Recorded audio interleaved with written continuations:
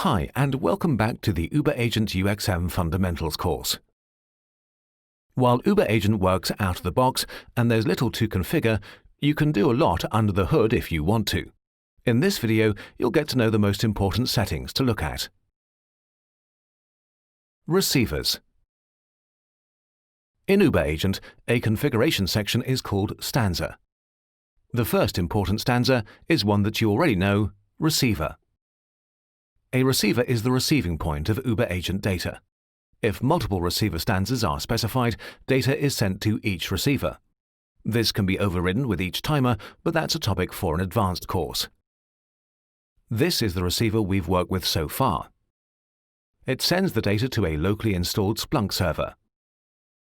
In an enterprise environment, you typically have more than one Splunk server hosted centrally in a data center. To load balance and fail over between these servers, specify multiple comma-separated values for servers in a single receiver stanza. While sending data to Splunk via TCP is the easiest option, it's not the best option for every use case. If you're using laptops, you may want to send the data to Splunk securely and not via plain TCP. Uber Agent therefore supports sending data encrypted via HTTPS to Splunk's HTTP event collector. Instructions on how to install a HTTP event collector for Uber Agent can be found in the description. Let's look at an example receiver for this scenario. Give it a name.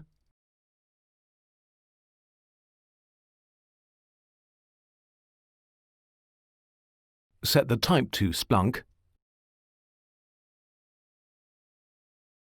and the protocol to HTTP.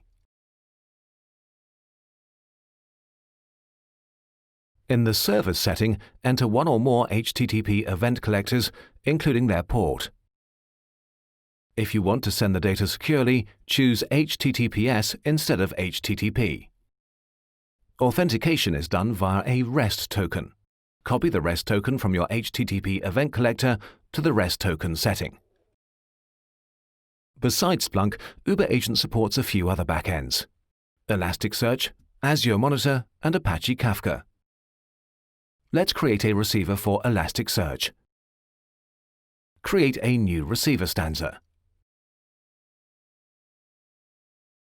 Give it a name. Set the type to Elasticsearch. The protocol to HTTP. And specify your Elasticsearch server or servers. If you have XPack security enabled, specify your REST token here. Instructions on how to set up Elasticsearch for Uber Agent can be found in the description. With two receivers in place, Uber Agent sends the data to both, to Splunk and to Elasticsearch. Instructions on how to set up Azure Monitor and Apache Kafka for Uber Agent can be found in the description. Automatic application identification. While it's pretty clear where machine and process data come from, this is not so obvious with applications. In fact, there's a little bit of magic involved here. The operating system does not have a concept of applications, it only knows about processes. The fact that acrord32.exe, Adobe ARM.exe, and ReaderSL.exe form a logical application entity called Adobe Reader is totally irrelevant to the OS. For that reason, other monitoring products do not bother with applications. Uber Agent is different. It automatically groups related processes to applications because humans think in applications, not in processes, and Uber Agent is designed for humans. When troubleshooting performance problems, it's not enough to know that, say, Adobe ARM.exe has a problem. You need to know that Adobe Reader generates all the IOs.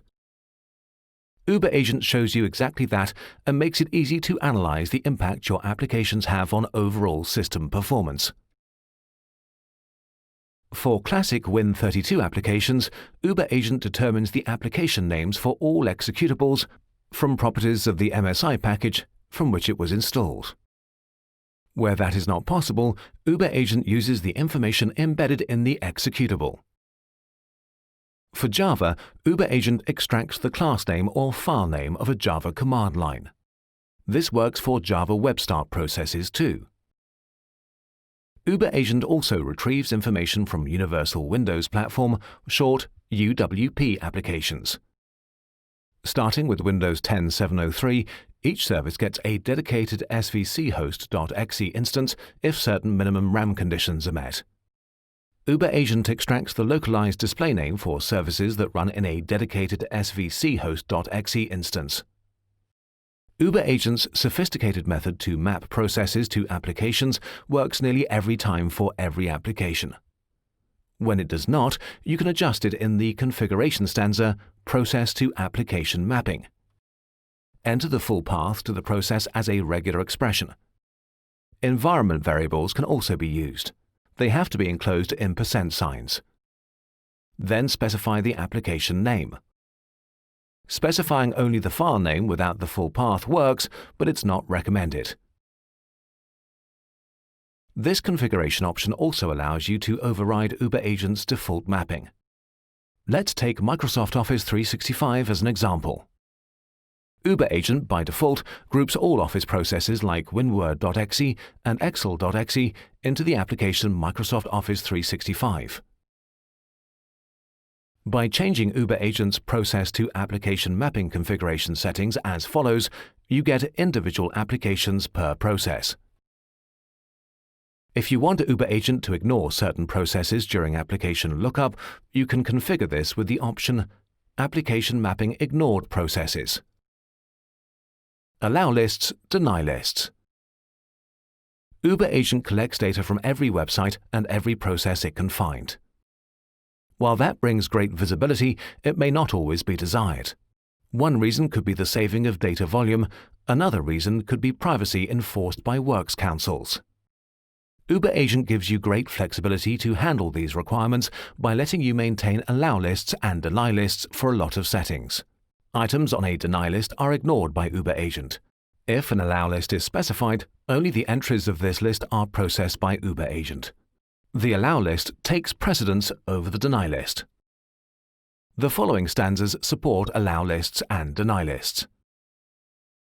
We're highlighting these two stanzas in this video. The first stanza is a filter for browser web app metrics. A common use case which you can solve with this filter is the requirement to monitor only intranet websites, but not public ones like YouTube or Facebook. Let's create an allow list that contains only the internal domain and all their subdomains. Enter the following string to limit uberagent to internal.corp.com and all subdomains, regardless if the website is using HTTP or HTTPS. URLs are specified as regular expressions. If you need help with regular expressions, regexa.com works flawlessly. The second stanza is a filter for process details. If you want to exclude certain processes from performance measuring by uberagent, this is the right place. As you can see, there are several applications denied by default. Let's add the process dummy.exe to that list.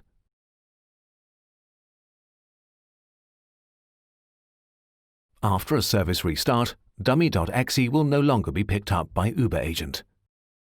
Process names are specified as regular expressions. Encryption. uberagent optionally encrypts user and domain names in the agent and has support to encrypt sensitive settings in its configuration. User and domain names can be encrypted in the agent before being sent off to the back end. This can be useful for compliance with privacy regulations. User and domain name encryption is disabled by default. If required, enable it via the configuration setting Encrypt Usernames. With encryption enabled, user and domain names show up in the back end and in dashboards like this.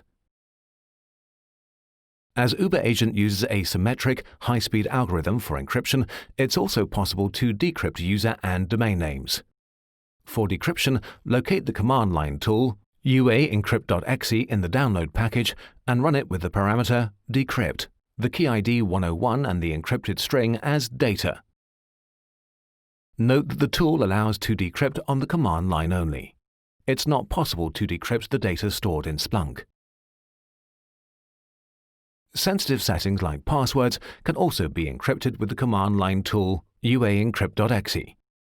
Considerable settings are REST token in the Stanza receiver and password in the Stanza Citrix ADC config. You can encrypt any settings you like, of course. To encrypt the password MySecretPassword, run the command line tool uaencrypt.exe with the parameter encrypt, the key ID 1, and MySecretPassword as data. Decryption is also possible.